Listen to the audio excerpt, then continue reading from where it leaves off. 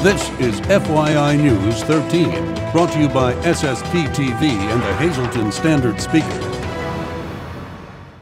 It's one of the area's best kept secrets, the role of the Civil Air Patrol in your community, next on FYI. Good evening and thank you for joining us at FYI. I'm Ken Cara.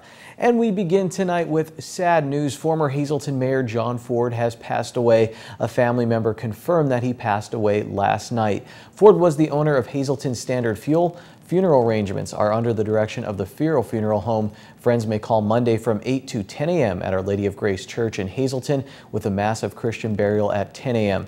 Everyone at FYI extends our sincere condolences to the family in the passing of former Hazleton Mayor John Ford.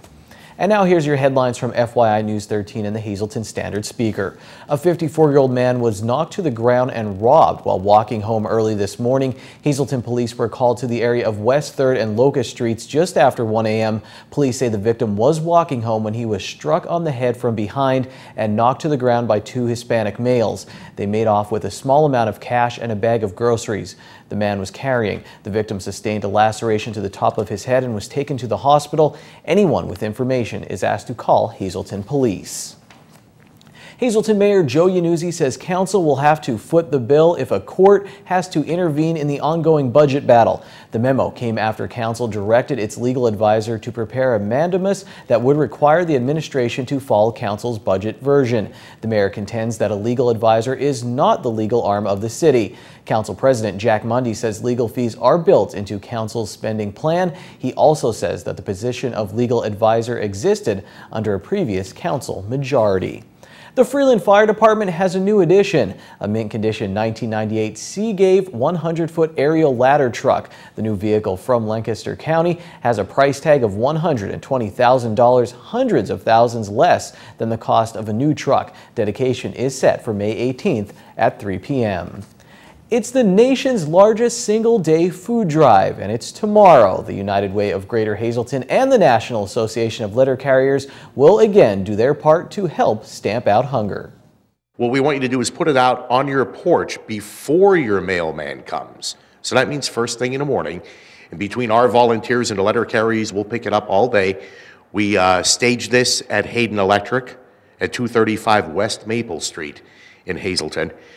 Big operation, postal trucks come in, our volunteers unload them, we sort the food, rebox the food, put it into a rental truck from Penske Leasing, then we deliver it to our 4 food distribution pantries here in the area, which is Catholic Social Services, the Salvation Army, United Charities, and CEO, the Commission on Economic Opportunity. So remember, put your non-perishable items on your porch for tomorrow. From the desk of the superintendent, the Hazleton Area School Board will hold a town hall meeting at 6 p.m. Monday, May 19th in the district administration building. At that time, a school redistricting plan will be introduced. Let's take flight with the Civil Air Patrol. Lisa Sugart sits down with 2 members of the group to see what it's all about. Today I'm pleased to welcome 2 members of the Civil Air Patrol stationed at the squadron at the Hazleton Municipal Airport. To my right is John Beavers, who is the Public Affairs Officer, and to my left is George Carrick, the Commander for the squadron. Thank you, gentlemen, both for being here today. Commander, I'm going to start with you first. Many people are familiar with hearing like the Civil Air Patrol is called out in emergencies or in a search, but there's a that's an important role, but there's a much larger role that the Civil Air Patrol plays on a regular day-to-day basis. So tell us a little bit about the organization. The organization was founded in December of 1941 for the express role of Border Patrol. Essentially, it was doing the same thing that the Coast Guard does today. It has evolved into being mainly an emergency services organization. We do search and rescue. We also assist with Homeland Security. We assist with local and state agencies as far as law enforcement is concerned as well. One of the biggest roles that we have is development of young people. The Civil Air Patrol allows people, young people at the age of 12 years old to join the units. They begin just at the exact same rank as the Air Force would have. And they start as an Airman Basic. Their first 3 to 4 ranks are being taught how to be followers. And then we begin to place them into leadership positions.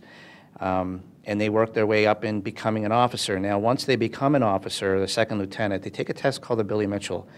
Once they're awarded that rank, they are also afforded special considerations when they go into the active military. Most of the branches are now accepting that, and they're giving them E3 right out of basic training. From there on, they're also taught how to become administrators. The cadet program is run by the cadets. The only thing that the seniors are really there for, the adults are there for, is to make sure the cadets are not hurting each other. So it gives them that leadership roles, and it gives them that administrative roles and that experience before they get out into the world. That's pretty interesting. That is, I did not know that. I did not know you could start at the age of 12. And John, I know you said there are many events that are being planned, and you want the community to be aware of what is taking place and get involved. We do at the Civil Air Patrol. I've been a member now for 3.5 years, and I quickly learned that the three primary missions of the Civil Air Patrol, aerospace education, the cadet programs, and emergency services, are quite interesting and offer a lot for senior members like myself, and also for our cadets. So we keep trying to get the message out, and we have a couple of upcoming events planned.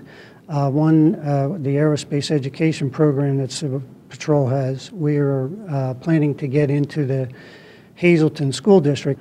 And then we also have met with Eugenio Soso and Bob Curry at the Community One Center, and we're hoping to be able to join them at an event and get out the word of the Civil Air Patrol there. Wow, very good. And if someone watching right now says, I would like to become involved with it or become a member, are there requirements? What do they have to do, and who would they call? Well, there really aren't any requirements. 12 years old is the minimum age to be a cadet, and senior members 18 and older. And if they could contact me at 570-384-5729, or they can go onto the Civil Air Patrol website, gocivilairpatrol.com, and learn a little bit more about the Civil Air Patrol. Well, we did just that here today, and I hope that our viewers did the same. Again, if you want more information, go civilairpatrol.com, or you can call John, as he said. Thank you both for being here today. We appreciate it. Reporting for FYI, I'm Lisa Sugart. It's Facebook Friday, and to win tickets to the Wilsey Center for Rock the Castle, 2 tickets, go to our Facebook page, answer our Facebook Friday trivia question in the comments section, and you will be entered to win. And now here's a few stories that the Standard Speaker will have this weekend. Butler Township got 2 recycling grants, but supervisors are hesitant to accept one. Find out more this weekend and learn what to do when a compact fluorescent light bulb breaks. Coming up on FYI, we'll discuss an upcoming fundraiser and go to Sand Springs for a quick recipe for the weekend. In sports, we'll take you to a packed Hazleton Elementary Middle School gymnasium for a special basketball. This is FYI News 13, brought to you by SSPTV and the Hazleton Standard Speaker. We're cooking once again right here at Sand Springs in Drums, and we are on FYI in your community with Chef Mark. What are we cooking today? Today we're going to make some risotto. Okay. And first of all, I'm just going to show you a little cooking tip on how to cut an onion, how to dice it really quick. Good, because I really despise cutting onions. On an onion, we have the root and we have the core end. So we're going to cut through the root and right through the core. So you don't peel your onion first? No, then after we do that, then you peel it. It's a lot easier. Mistake number 1. Then what I'll do is make a little imaginary line. We don't want to go past that line, and use the tip of your knife and just make a couple slits across there. Okay. So, and then we're going to put our slices down, about 1/4 of an inch. And all we do is just like a saw. So if you're not used to a knife, you could just be like a carpenter and saw that. Okay, so we're going to get our onion. Okay. We're going to put that in our saute pan. And we'll saute that till they're transparent. All right. Then we're going to add our arborio rice. Okay. And I'll mix that in with our onions. And after that, we get chicken stock. For about a cup of rice, you're only about 1/4 of chicken stock. Okay. So we put our chicken stock in, and then we let it reduce. When it reduces, we add some more chicken stock, and it's going to take about 20 minutes till the dish is done. At the final stage, what we do is we get Parmesan cheese, and we add Parmesan cheese to it till it's reduced, and then we come up Voila. with a nice risotto. Now, there is no cream in this. I know for some people like myself, I can't have cream, so I never really ordered this because I thought there was cream in here. There's no cream in it, and what's nice about this, that last stage, you could fold in scallops, you could fold in shrimp, you could put fresh mushrooms into it.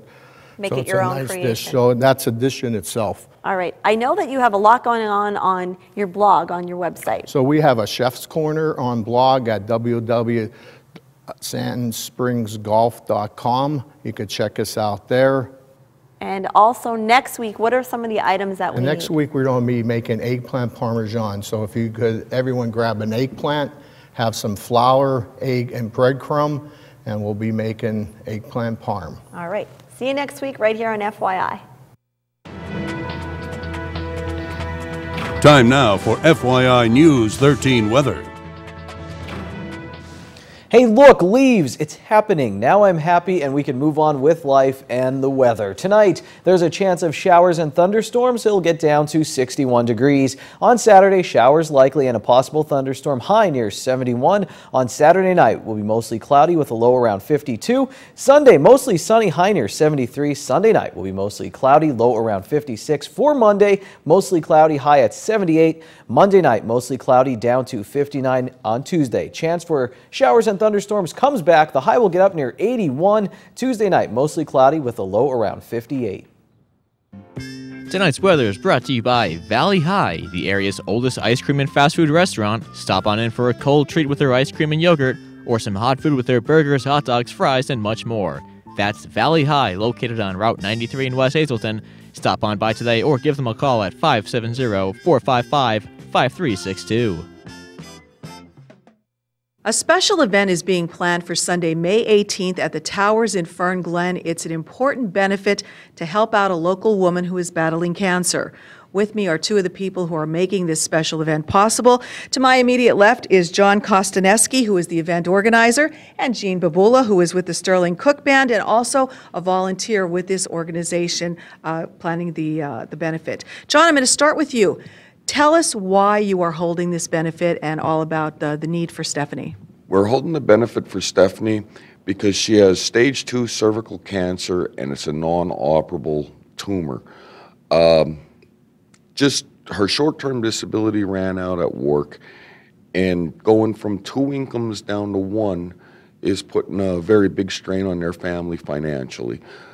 So my wife and I sat down and we discussed it, and we thought, how can we help them? You know, they're good friends of ours. So I called Jean, and Jean and I asked Jean, what could I do? And Jean said, well, why don't we get a bunch of bands together and, you know, try to raise money for her like that, to try to take some of the financial strain off them.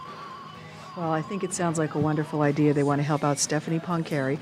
And Jean, when we think of bands, we think of the Sterling Cook Band and we think of Jean Babula. So tell us why you wanted to be involved and who are the other bands that are taking part in this big event? Why I got involved is cancer runs in my family as well. I've had a lot of friends, a lot of family pass on from the disease. It's just something that I feel really strong about. There's not a lot that I am serious about. Usually I don't take a whole lot serious, but that's one of the things. Who's playing? Sterling Cook Band, Hooligan, Cartoon, Red Halo, and 2 for 1. There's a lot of other bands that are going to be there, acoustic acts as well. Starts at 12 and runs till whenever it's done, actually. I know there's a time on it, but it runs till it's done. So. All right. Well, it sounds like it's going to be a great event. A lot of talented bands that are very well known in the area. So we hope everybody will come out and support it. And if they can't come to the event itself, they could still help out, but they could do both if they'd want to. So, John, what else do you need as far as donations? Well, we're looking for tricky trays or monetary donations. If you're going to make a monetary donation, we ask that you write a check directly to Stephanie Poncari. And the way you're going to get it to us, I guess, would be to call me, and I could either give you my mailing address or, you know, give you her mailing address as well. Or you could drop it off at the benefit. That would be great. Okay.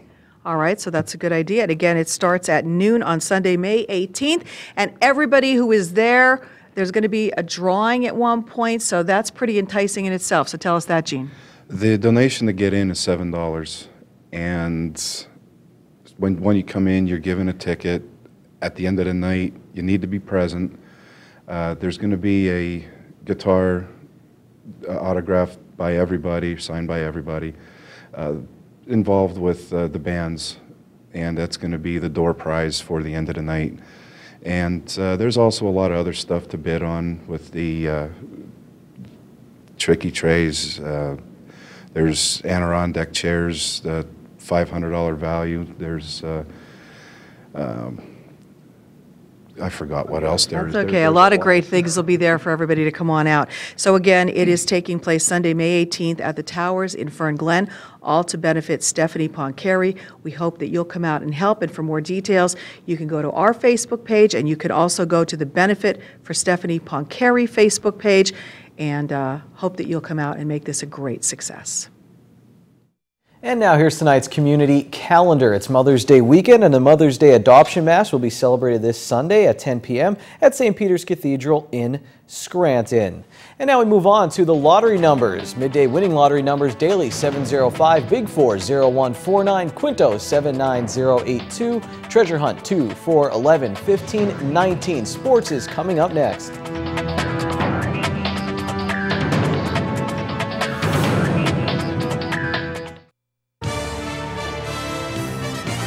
This is FYI News 13 Sports.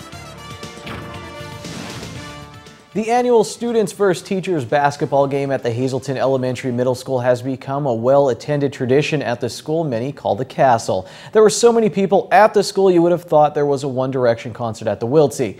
Here's the video. There's really only one question to ask when a school's students are playing the school's teachers. Who are the cheerleaders cheering for? I'm cheering for the students tonight. They're my team. If you look at your teachers, do you think they could compete with the students? They could, but I have my faith in the students.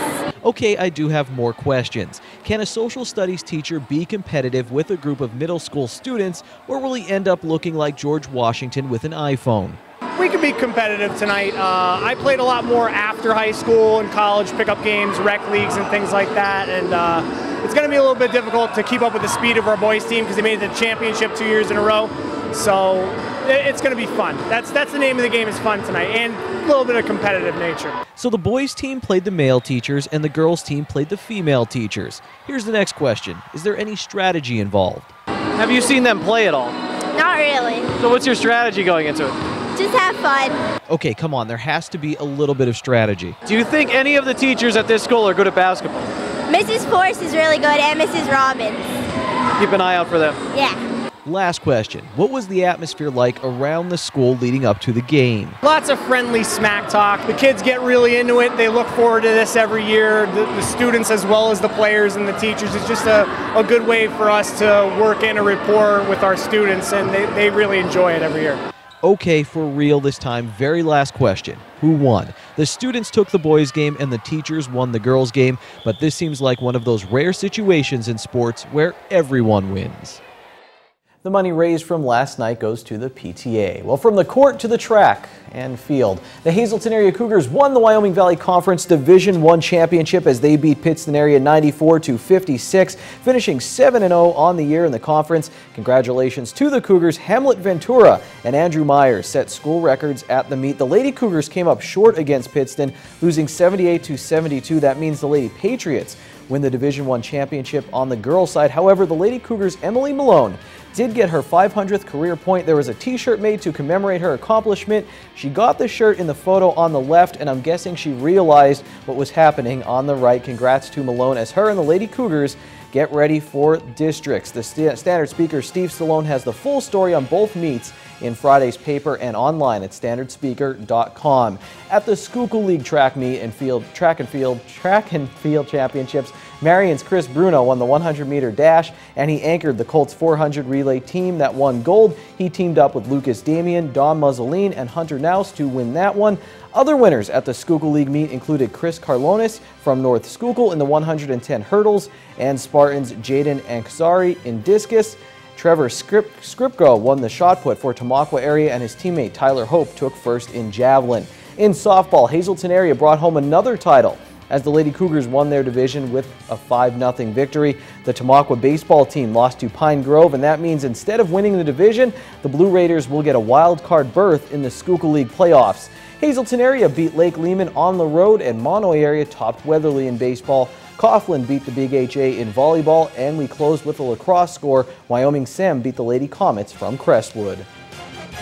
Be happy, it's Friday, and go to Bottlenecks for half-price happy hour starting at 6 p.m. They have live music and half-price appetizers.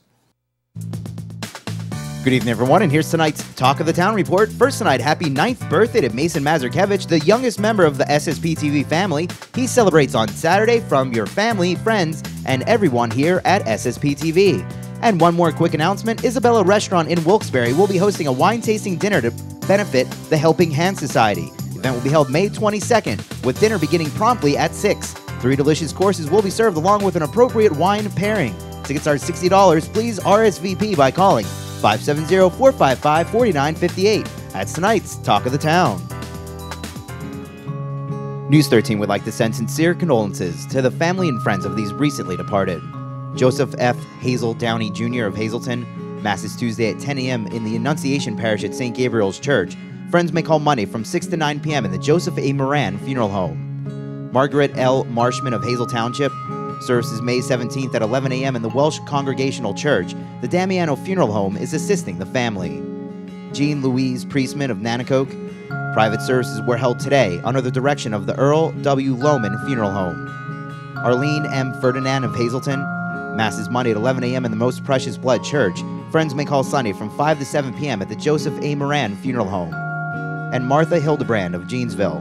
Funeral is Saturday at 10 a.m. from the Rosenstock Funeral Home. Friends may call Friday from 6 to 9 p.m. Tonight's obituaries have been brought to you by the Smilax Floral Shop located on 15th Street in Hazleton. Free delivery to all local funeral homes. Call 570-454-0111.